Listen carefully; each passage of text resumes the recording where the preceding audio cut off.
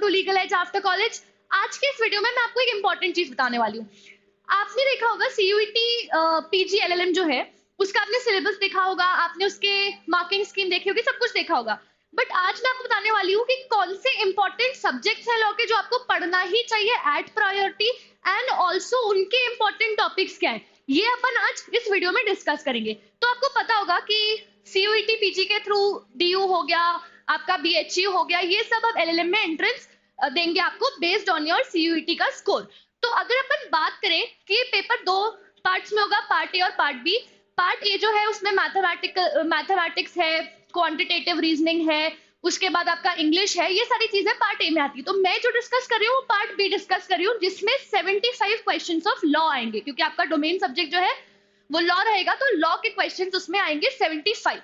तो उसमें अपन बात करते हैं। सबसे पहले अगर मैं आपको बताऊं तो अपन पहले प्रायोरिटी वाइज मैं आपको दिखा रही हूँ कि आपको अपने सब्जेक्ट्स को प्रायोरिटाइज कैसे करना है। तो सबसे पहले प्रायोरिटी पे होने चाहिए ये सारे सब्जेक्ट जो है कॉन्स्टिट्यूशन, आपका constitution, family law, IPC, international law and jurisprudence. इन सब में से सबसे ज्यादा सवाल बनने के चांसेस है, इसीलिए क्योंकि मैंने इनको प्रायोरिटी पे रखा है। इन्हीं के इंपॉर्टेंट टॉपिक्स मैं आपको बताऊंगी। इसके आगे जो सब्जेक्ट्स है ना वो उतने ज्यादा इंपॉर्टेंट नहीं, क्योंकि उनका वेटेज उतना नहीं रहेगा, उसका वेटेज थोड़ा बहुत कम रहेगा। तो उसमें अपन क्या कर सकते हैं, उसमें सिर्फ अगर अपन एमसीक्यू लगा ले, अगर अपने पास टाइम कम बचा है, अपन सिर्फ एमसीक्यू लगा ले या फिर सिर्फ एक ओवरव्यू ले ले उन सब्जेक्ट का, तो काफी है। बट ये जो सब्जेक्ट है इनके हमें इंपॉर्टेंट टॉपिक्स भी जान लेना है, क्योंकि वो हमारे लिए बहुत इंपॉर्टेंट है। सबसे ज्यादा वेटेज यही सारे सब्जेक्ट्स रखने वाले हैं, इसीलिए मैं सिर्फ इनके इंपॉर्टेंट टॉपिक्स डिस्कस करूंगी। आगे आने वाले जो एक्ट्स हैं उनके इंपॉर्टेंट टॉपिक्स डिस्कस नहीं करूंगी। उनके लिए आई विल सजेस्ट यू कि solve as much as MCQs that you can solve. जितने एमसीक्यू सॉल्व कर सकते हो उतने एमसीक्यू उन सब्जेक्ट से रिलेटेड सॉल्व कर लो। जैसे CrPC, evidence, contract, NIA, tort, sales of goods act, transfer of property, administrative law. देखो ये ना बहुत कॉम्प्रिहेंसिव सब्जेक्ट्स होते हैं, इनको बहुत ज्यादा पढ़ पाना अभी आपके लिए पॉसिबल नहीं है कि आप इनको बहुत डिटेल में कर सको, और इतना ज्यादा वेटेज भी नहीं है। क्वेश्चन कम आने वाले, number of questions will be less, 3 से 4। तो इसके लिए मैं इसलिए सजेस्ट कर रही हूँ that solve as much as MCQs that you can solve. Then सबसे कम प्रायोरिटी पे मैंने रखा हुआ है IPR, labour law, environmental law, interpretation of statutes and taxation. Again इनमें क्या है, ये इतने बड़े सब्जेक्ट्स हैं कि पूरा पूरा पढ़ पाना at this stage is not possible. तो इसीलिए यहाँ पे हम क्या कर सकते हैं, इनके again we can start solving MCQs. उसी में से जो आप प्रीवियस ईयर पेपर देखोगे, कभी डीयू एलएलएम जो डीयू ने पेपर कंडक्ट करवाया है एलएलएम के एंट्रेंस एग्जाम के लिए, उसमें से आपको जो प्रीवियस ईयर के क्वेश्चंस मिलेंगे उनको अच्छे से सॉल्व कर लो। बाकी जो हमने सबसे प्रायोरिटी पे सब्जेक्ट्स रखे थे उसमें अगर अपन बात करें कॉन्स्टिट्यूशन की, तो इसमें आपको कौन से टॉपिक सबसे इंपॉर्टेंटली पढ़ ही लेना है, वो है preamble, fundamental rights, duties, fundamental duties and DPSPs, union state executive and legislature, judiciary, emergency power, election commission of India. इनमें से क्वेश्चंस आने की बहुत ज्यादा संभावना है, क्योंकि इनका वेटेज ज्यादा है, इन सब्जेक्ट का वेटेज भी ज्यादा है। तो हम लेके चल रहे हैं कि इनके इंपॉर्टेंट सब्जेक्ट्स हम, इनके इंपॉर्टेंट टॉपिक्स हम पढ़ के ही जाएंगे। दूसरी बात, अगर आईपीसी की बात करें, theories and kinds of punishment पढ़ लेना चाहिए, general principles of criminal liability जैसे एक्टस रियस, मेंस रिया, ये सारी चीजें आपको पता होनी चाहिए। स्टेजेस ऑफ क्राइम पता होना चाहिए, जनरल एक्सेप्शंस क्या होते हैं, कब आपको एग्जेम्पशन मिलते हैं, अगर आप कोई ऑफेंस कमिट कर देते हो तो कब एग्जेम्पशन मिलते हैं, एक्सेप्शन क्या होता है, वो सब पढ़ना जरूरी है। Offence against human body, against state, against property and against women and children, ये वाला एरिया जरूर अच्छे से कवर कर लेना।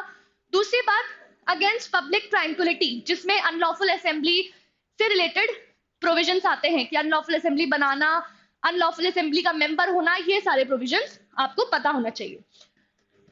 जूरिस्प्रूडेंस की अगर बात करें तो जूरिस्प्रूडेंस में मीनिंग, नेचर ऑफ जूरिस्प्रूडेंस पता होना चाहिए, nature and sources of law, this is law पता होना चाहिए, schools of jurisprudence, analytical school, natural school, ये सारे स्कूल्स आपको पता होना चाहिए।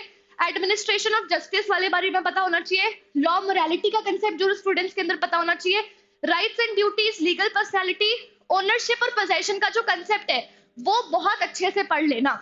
दूसरी बात, लायबिलिटी, राइट्स भी इसके साथ, राइट्स एंड लायबिलिटीज आपको ये पढ़ लेना चाहिए।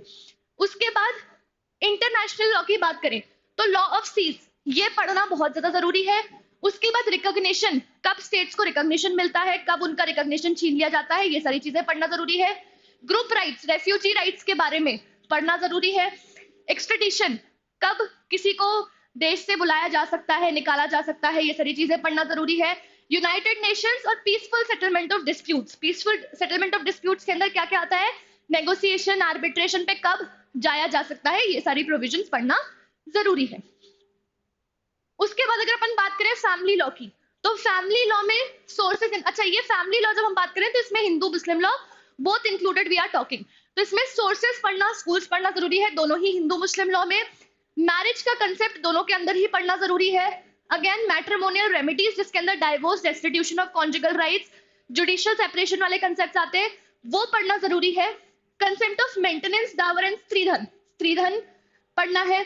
Adoption, guardianship, succession, wills, gifts and waqf, वक्फ सिर्फ मुस्लिम लॉ पे अप्लाई करता है, तो ये सारी चीजें पढ़ लेना अति आवश्यक है। क्योंकि मैंने अगेन बार बार रिपीट कर रही हूँ कि क्योंकि ये वाले पोर्शन में से ज्यादा वेटेज है, जो स्पेक्यूलेशन है उसके हिसाब से यहां से ज्यादा क्वेश्चंस आएंगे, इसीलिए मैंने इनके इंपॉर्टेंट टॉपिक्स भी आपको बता दिए कि भाई इनको तो जरूर कवर कर ही लेना। सो अगर आप ये कर लेते हो, सो आई एम होपिंग कि आपका सीयूईटी एलएलएम अच्छा जाएगा। बाकी की जो मैं बात कर रही हूँ, बाकी जो सब्जेक्ट्स मैंने आपको बताए, उनके अलावा जो अपन ने यहाँ पे इंपॉर्टेंट टॉपिक्स डिस्कस किए, उनके अलावा जो मैंने आपको लॉज बताए थे, फॉर एग्जांपल सीआरपीसी, एविडेंस, इनका एक ओवरव्यू ले लो। जितने एमसीक्यू सॉल्व कर सकते हो उतना एमसीक्यू सॉल्व कर लो, काम बन जाएगा। ठीक है, so that's all for today's lecture. I hope ये इंफॉर्मेशन आपके लिए बहुत ही यूजफुल रहने वाली है। इसकी मदद लेके जितनी अच्छी प्रिपरेशन कर सकते हो कर लो। ठीक है, और अगर वीडियो पसंद आया हो तो लाइक, शेयर और सब्सक्राइब जरूर करना। एक छोटी सी information, legal edge after college आपके लिए year long LLM entrance exam के लिए एक कोर्स स्टार्ट कर रहा है, जो 6 मार्च से आने वाला है। 5 बजे से इसकी क्लासेस होंगी, आप इसका डेमो क्लास अटेंड कर सकते हैं and you can start your preparation with legal edge after college. ठीक है, रजिस्ट्रेशन के लिए आप हमारी वेबसाइट टॉप रैंकर्स पे जा सकते हैं, वहां पर आपको मिल जाएगा लीगल एज आफ्टर कॉलेज से रिलेटेड सारे कोर्सेज की description and information. Thank you so much guys, have a nice day.